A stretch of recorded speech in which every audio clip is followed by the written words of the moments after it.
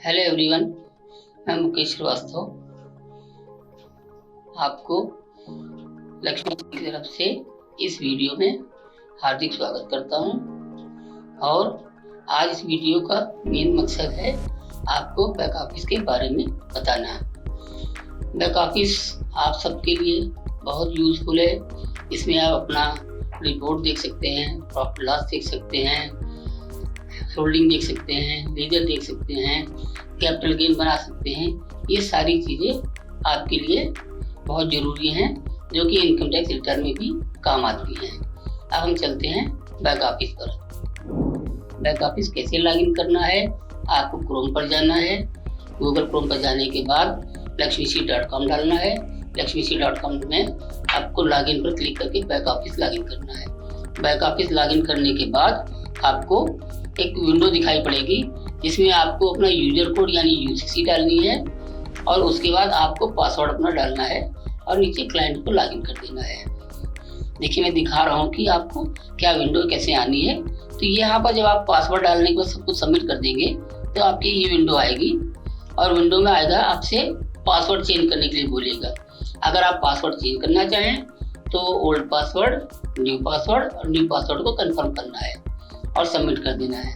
अगर आपको पासवर्ड नहीं चेंज करना है तो आप वहां से नॉट नाउ कर दीजिए, तो आपकी विंडो बैक ऑफिस ओपन हो जाएगा।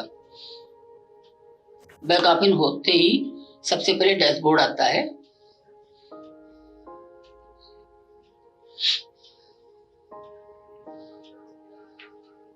और इस डैशबोर्ड में दो देखिए डैशबोर्ड बने हुए हैं। एक नॉर्मल डैशबोर्ड है, एक एमटीएफ का डैशबोर्ड है। एमटीएफ का डैशबोर्ड टिक करेंगे तो एमटीएफ की डिटेल आपको इसमें दिखेगी। और अगर नॉर्मली आपका डैशबोर्ड सिर्फ नॉर्मली आता है। अब हम चलते हैं, यहाँ पर देखिए लक्ष्मी श्री लिखा हुआ है। इसको अगर आप क्लिक करते हैं तो कंपनी के बारे में, कंपनी के बैंक अकाउंट, कंपनी का डीमैट अकाउंट जिसमें आपका पे लगना है, कंपनी की पूरी डिटेल यहाँ पर आती है। एक्सचेंज वाइज इसमें सारा डिटेल आ जाती है।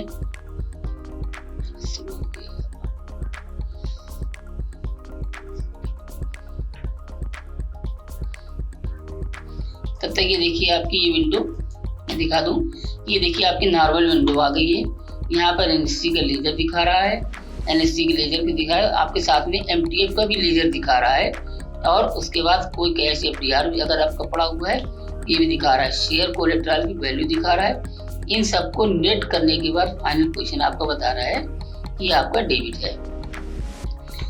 अब अगर हम यहीं से एमटीएफ डैशबोर्ड काउंट करें तो जो लोग एमटीएफ सर्विस ले रखे हैं उनके लिए एमटीएफ को अलग से वॉच करना है। उसमें आपका कोलेटरल आता है, आपका फंड स्टॉक आता है, आपका लेजर बैलेंस आता है और साथ में आपको ये बताता है कि आप एक्सेस में हैं या शॉर्टेज में हैं। ये पूरी रिपोर्ट आपको एमटीएफ के लिए दिखाता है।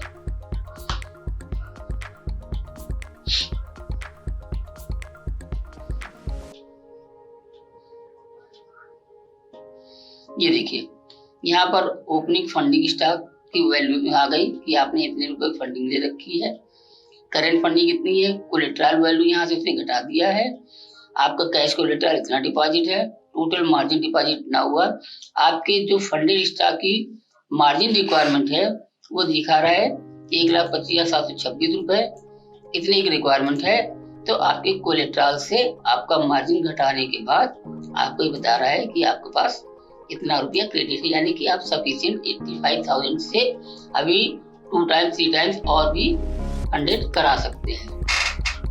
फंडेड कराने में उसका स्टॉक ये बता रहा है कि आपका फंडेड स्टॉक कोलेटरल है और नीचे फंडेड स्टॉक है, यानी ये शेयर्स आपने फंडिंग में ले रखे हैं। और इन सब कोलेटरल के अगेंस्ट में ही फंडिंग होती है, प्लस कैश मार्जिन के तौर पर भी फंडिंग हो सकती है।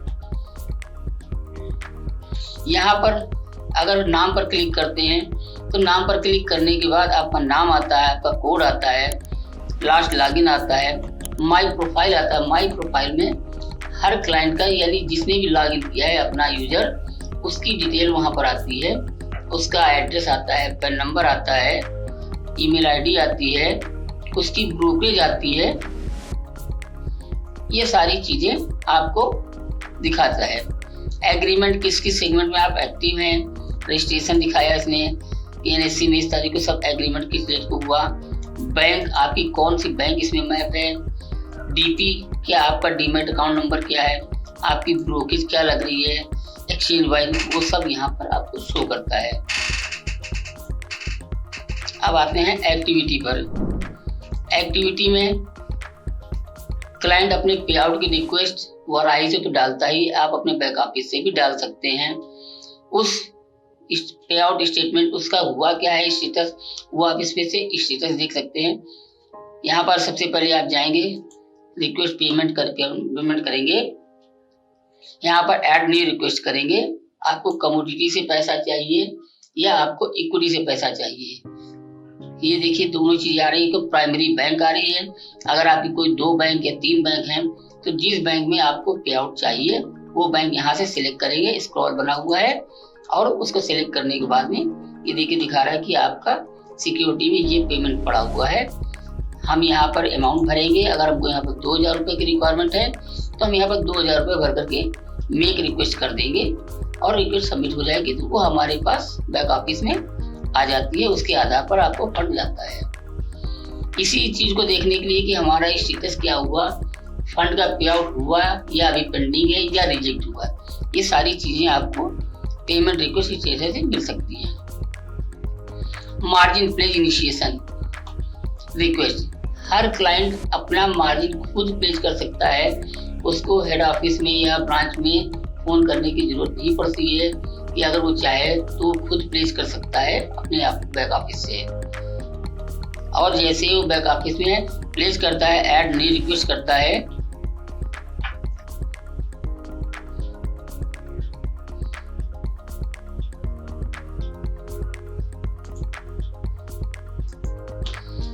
मार्जिन प्लेज इनिशिएशन रिक्वेस्ट हमने डाली,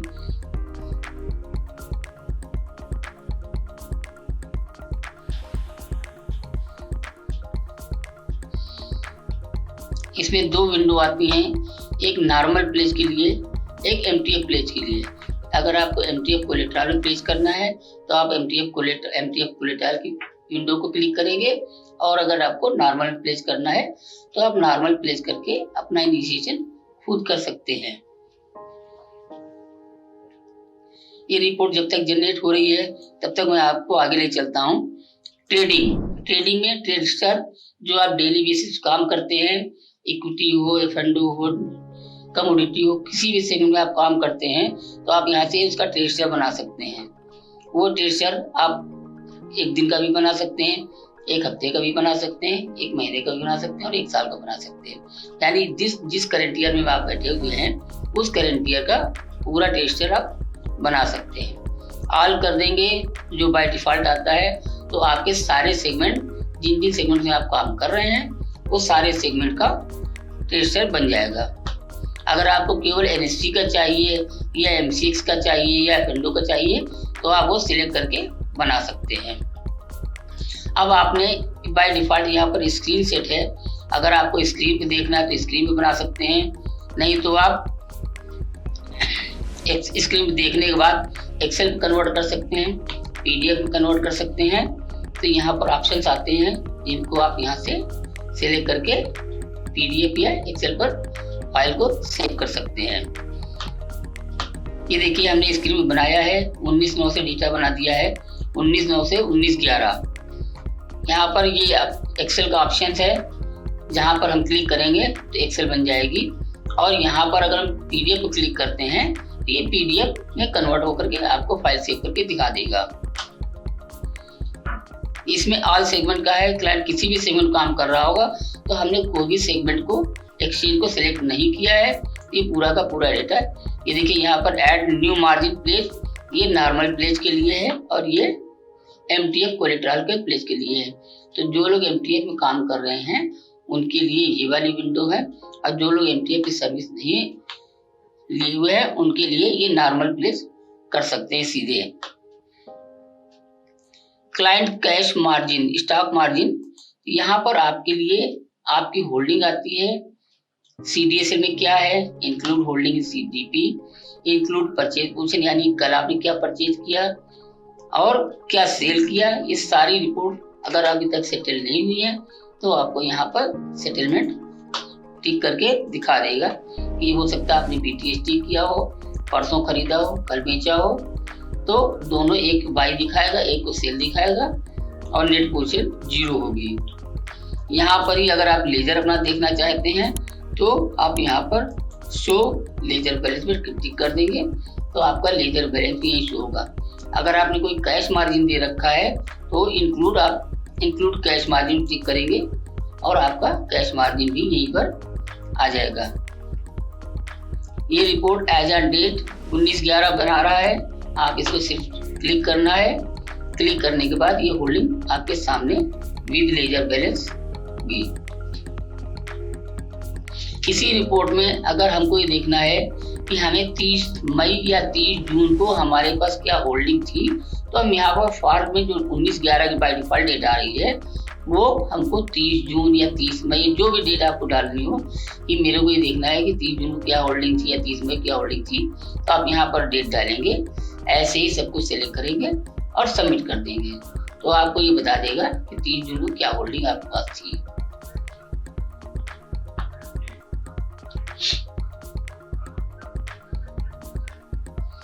ये रिपोर्ट जब तक जिंदगी में आगे चलता हूँ, ये देखिए आ भी गई है रिपोर्ट। MTF3, MTF4 का मतलब होगा फंडेड स्टॉक, MTF3 का मतलब होगा MTF का कोलेट्रल। ये NSCCL का प्लेज है, ये PNFO1 आपका प्लेज है। ये आपका देखिए CDSL में दिखा रहा है कि ये स्टॉक आपका CDSL में है और उसकी वैल्यूएशन क्या है, उसमें हेयर कट क्या है, आफ्टर हेयर कट उसकी वैल्यू क्या है। ये देखिए यहाँ पर आपका लेजर आ रहा है, कैश डिपॉजिट आ रहा है, नेट लेजर बैलेंस आ रहा है, ऑल सेगमेंट्स मिला करके, और स्टॉक की वैल्यू आ रही है, हेयर कट के बाद वैल्यू आ रही है। ये सारी रिपोर्ट्स आप एक्सेल पे सीधे कन्वर्ट कर सकते हैं या PDF पर कन्वर्ट कर सकते हैं। यहाँ पर एक ऑप्शन है digital contact note. Digital contact note वैसे तो आपके मेल पर भी जाते हैं, लेकिन अगर इन्हीं कारणों से आपको मेल पर नहीं मिल सकता है तो आप अपने बैक ऑफिस से भी यहाँ डाउनलोड कर सकते हैं कॉन्टेक्ट नोट।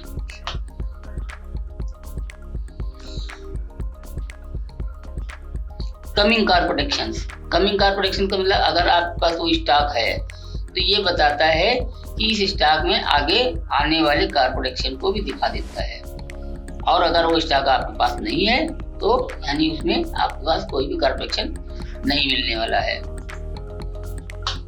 सेटलमेंट कैलेंडर के लिए आप यहाँ क्लिक करें और देखें कि आपको कल मंडे को या ट्यूसडे को होने वाला सेटलमेंट का नंबर क्या है, वो डिटेल आप यहाँ से देख सकते हैं।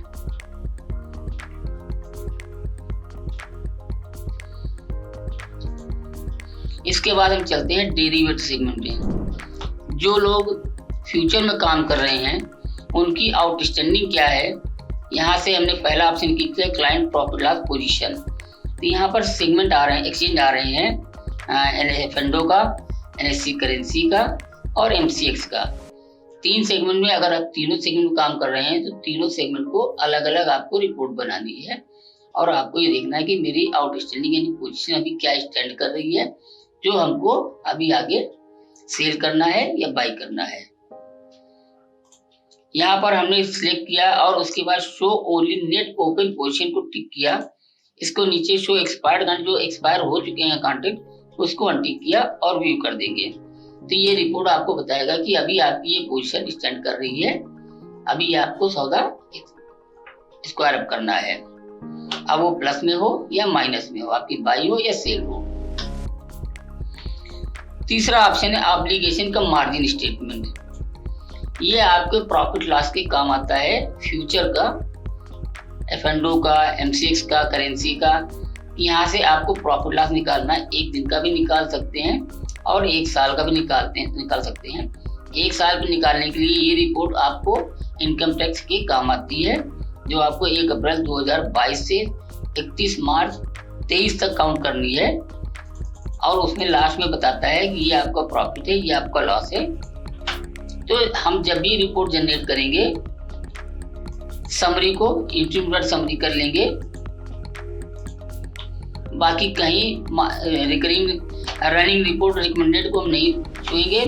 यहाँ पर 1/4/22 देखिए डिफॉल्ट आ रही है। नीचे की डेट हमको चेंज करनी है, नीचे की डेट हमको करनी है। अगर आज तक की वर्किंग है तो आज देख रहे हैं, नहीं तो 31 मार्च 2023 की रिपोर्टिंग आपको बना करके अपने सीए को देनी होती है।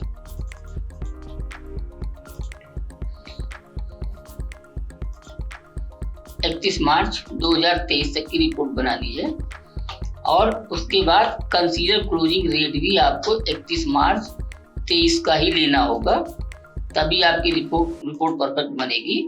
और ये हम व्यू करेंगे यहाँ पर, तो आपका प्रॉफिट लॉस यहाँ पर बन जाएगा। सारे टैक्सेस पीछे काउंट होंगे, ट्रेड जो होंगे वो इंक्लूड ब्रोकरेज होंगे। ये प्रॉफिट लॉस आप सबमिट कर सकते हैं ITR में। इसके बाद हम चलते हैं फाइनेंस में। फाइनेंस में लेजर, जो हर एक को जरूरत पड़ती है कि मेरा लेजर बैलेंस क्या है, मैंने जो पेमेंट दिया तो लेजर में एंट्री है या नहीं है, जो पेमेंट मैंने मांगा था वो लेजर में एंट्री है, कोई गलत है कोई सही, कुछ भी है आप अपने लेजर को चेक करिए। आपका डेली का ऑब्लिगेशन इसमें पोस्टिंग होती है, उसको आप चेक कर सकते हैं। उसमें आप बिल खोल करके चेक कर सकते हैं कि ये सौदा हमने किया था, हम कॉन्टेक्ट नोट नहीं चेक कर पाए हैं तो हमने सीधे यहीं से उसको, ये ब्लू रंग से आ रहा है, उसको क्लिक किया और ये देख लिया कि हमने इस दिन क्या ट्रेड किया था, सेल किया था, परचेज किया था, इंट्राडे किया था। ये सारी रिपोर्ट आपको यहाँ पर शो करती है। ये देखिए, ये आपका डेबिट हो रहा है, ये क्रेडिट हो रहा है, ये आपने पेमेंट दिया, ये पेमेंट क्रेडिट हो गया, ये आपका ऑब्लिगेशन डेबिट हुआ। इस सकते नेट बैलेंस आपका चला रहा है और लास्ट बैलेंस आपका ये आ रहा है। क्लाइंट पोर्टफोलियो, क्लाइंट पोर्टफोलियो में आपका सबसे इक्विटी का सिर्फ प्रॉफिट लॉस बनाएगा, जिसमें आप कैपिटल गेन भी बना सकते हैं। अब यहाँ पर आप क्लिक करेंगे कैपिटल गेन, तो ये देखिए समरी रिपोर्ट डिसेबल हो जाएगी। यहाँ पर ये देखिए समरी रिपोर्ट डिसेबल हो गई है।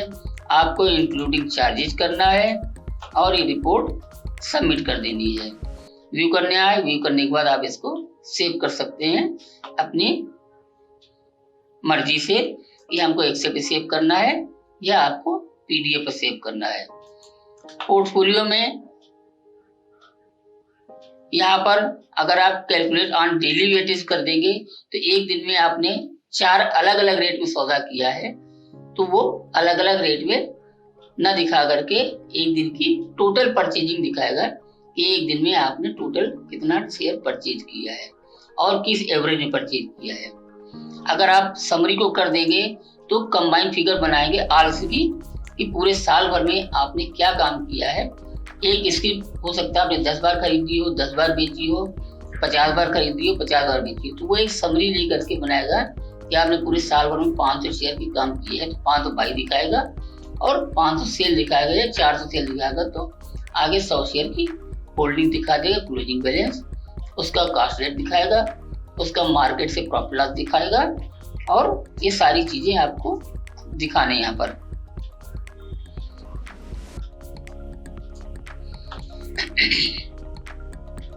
तो एक रिपोर्ट तो आपके लिए ये हो गई इक्विटी का प्रॉफिट लॉस, दूसरी रिपोर्ट हो गई आपको डेरिवेटिव का प्रॉफिट लॉस। इसके बाद तीसरी रिपोर्ट होती है कोलेटरल, जो मैंने भी ऊपर दिखाया है, और चौथी हो गई लेजर।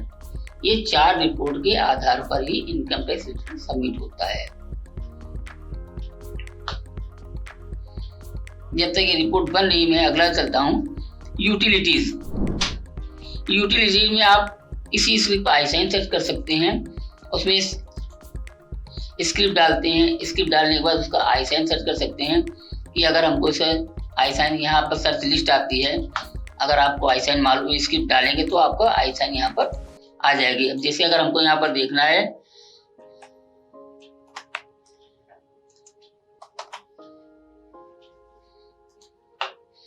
रिलायंस इंडस्ट्रीज का,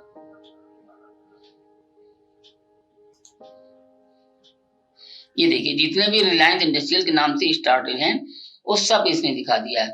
अब रिलायंस इंडस्ट्री आपको ये देखना है या ये देखना है तो आपने यहाँ पर व्यू कर देंगे और वो आपके आई साइन को बता देगा।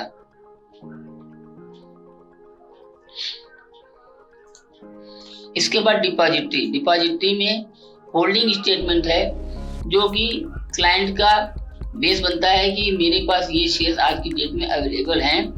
इसी रिपोर्ट को हम एज ऑन डेट भी चेक कर सकते हैं।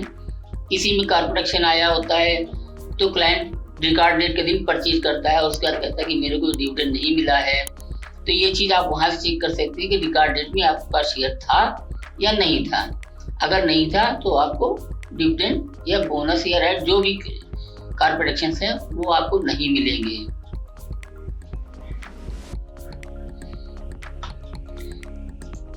क्लाइंट ट्रांजैक्शन स्टेटमेंट आप देख सकते हैं कि आपका ये शेयर कब आया, कब आउट हुआ, कहाँ से आया, आईपीओ से आया, बोनस से आया, कि राइट आपने भरा था या कोई भी कॉर्पोरेशन या किसी अदर डीपी से आप यहाँ से ट्रांसफर करके लाए हैं, वो सारे ट्रांजेक्शन्स यहाँ पर दिखा देगा डीपी का। आपने कोई शेयर खरीदा तो आपको पे आउट मिला, या आपने कोई शेयर बेचा तो आपका पेन लगा, तो सारी रिपोर्ट्स यहाँ पर स्क्रिप्ट वाइज दिखा देगा, script wise, date wise, settlement wise.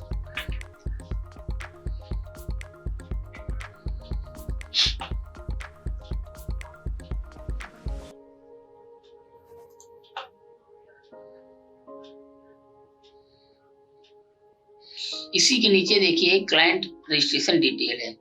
यहाँ पर आपकी पूरी सीएमएल तैयार होती है, जिसको बोलते हैं क्लाइंट मास्टर डिटेल, यानी आपकी पूरी डिटेल यहाँ पर है।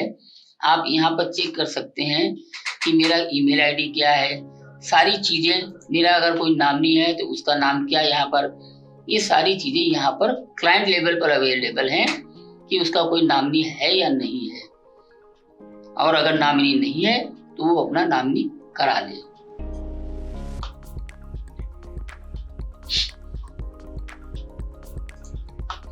ये देखिए डिपॉजिटरी का ट्रांजैक्शन स्टेटमेंट बन गया है कि कब आया, कब गया, कहाँ से आया, कहाँ गया, ये सारी रिपोर्ट आपकी बनाकर देता है। इसमें एक खास चीज ये होती है कि जब तक आप कोई रिपोर्ट को बंद नहीं करेंगे तब तक वो रिपोर्ट ओपन रहती है। आप किसी भी रिपोर्ट को वापस देखना चाहें तो क्लिक कर सकते हैं। ये देखिए, तो जो भी रिपोर्ट आप देखना चाहते हैं, जब तक आप यहाँ पर क्रॉस नहीं करेंगे तब तक वो रिपोर्ट स्क्रीन पर दिखाती रहेगी।